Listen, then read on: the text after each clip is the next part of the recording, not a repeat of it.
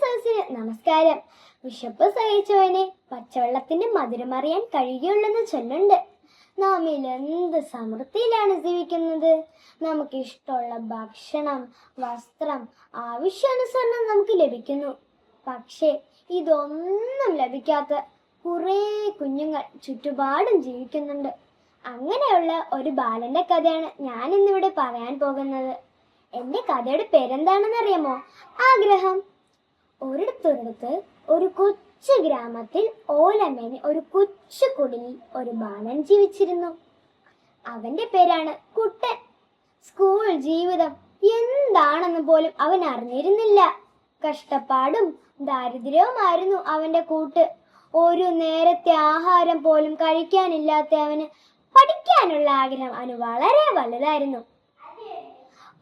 അവന്റെ വിഷമം കണ്ട് തന്റെ അമ്മ അവനെ ഒരു സർക്കാർ സ്കൂളിൽ ചേർത്തു. സ്കൂളിൽ ചെന്നപ്പോൾ എല്ലാവർക്കും പുതിയ ബാഗുകൾ, ചെരുപ്പുകൾ. ഇത് കണ്ട് കുട്ടന്റെ അമ്മയ്ക്ക് നോക്കാനേ കഴിഞ്ഞില്ല. അന്ന് അവിടെ വെച്ച് കുട്ടനും ബാബു എന്നു പേരുള്ള ഒരു സുഹൃത്തിനെ ലഭിച്ചു.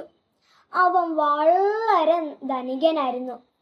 ഒരു ദിവസം കുട്ടൻ ബാബുവിനോട് ചോദിച്ചു, നിന്റെ വീട് ഓലയാണോ ഓടാണോ? ബാബു പറഞ്ഞു, മാളികപ്പുറമുള്ള വീട്. കുട്ടൻ അതിശയത്തോടെ ചോദിച്ചു, മാളികപ്പുറമുള്ള വീടോ? അതെന്താ? ബാബു പറഞ്ഞു, നീ അങ്ങനെയുള്ള വീടൊന്നും കണ്ടിട്ടില്ലേ? ഞാൻ ഒരു ദിവസം എൻ്റെ വീട്ടിലേക്ക് നിന്നെ കൊണ്ടുപോകാം. അങ്ങനെ ഒരു ദിവസം ബാബു കുട്ടനെയും കൂട്ടി തൻ്റെ വീട്ടിലേക്ക് യാത്രയായി. അങ്ങനെ അവർ വീട് കണ്ടും കുട്ടൻ ഞെട്ടിപ്പോയി. ഇത് കൊട്ടാരം പോലെ ഉണ്ടല്ലോ. അങ്ങനെ അവർ വാതിൽ തുറന്നതും കുട്ടൻ പേടിച്ചു പോയി. കുട്ടൻ നോക്കിയപ്പോൾ അങ്ങനെയുള്ള മറ്റൊരു വീട്.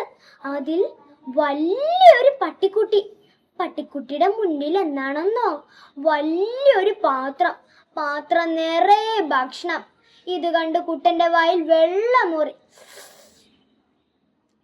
അന്ന് സ്കൂൾ ടീച്ചർ ഒരു ദിവസം എല്ലായിടത്തുമായി ഒരു ചോദ്യം ചോദിച്ചു, നിങ്ങൾക്ക് ഭാവിയിൽ ആരാകണം?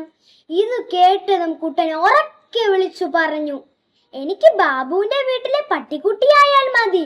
ഇത് കേട്ടതും എല്ലാവരും ചിരിക്കാൻ തുടങ്ങി. എന്നാൽ ചിരി അധികം നേരം ഉണ്ടായില്ല.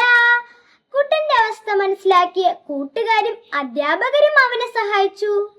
അങ്ങനെ കുട്ടൻ കഷ്ടപ്പാടിലൂടെ ദാരിദ്ര്യത്തിലൂടെ പഠിച്ചുയരങ്ങളിലെത്തി. കൂട്ടുകാരെ, ഇതിൽ നിന്ന് നിങ്ങൾക്ക് എന്ത് മനസ്സിലാക്കാം? ആഗ്രഹങ്ങളുണ്ടെങ്കിൽ മാത്രമേ ഉയരങ്ങളിലെത്താൻ സാധിക്കത്തുള്ളൂ. കുട്ടന്റെ ജീവിതം നമുക്കും ഒരു പ്രചോദനമാകട്ടെ. നന്ദി, നമസ്കാരം.